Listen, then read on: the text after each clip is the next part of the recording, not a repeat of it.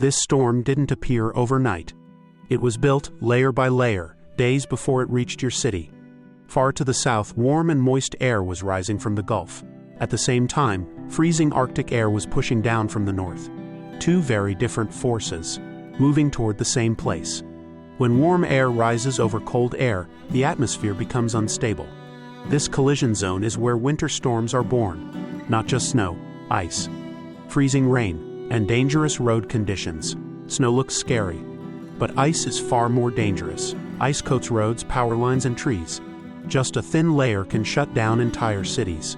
That's why ice storms cause massive power outages and travel chaos. This system stretched thousands of miles across the country. Millions of people were placed under weather alerts. Airports shut down. Highways froze. Emergency crews were pushed to their limits. This storm wasn't random. It followed the rules of physics. When warm air meets Arctic cold, nature always reacts. Understanding the storm is the first step to respecting it. And now you know how a winter storm is truly formed.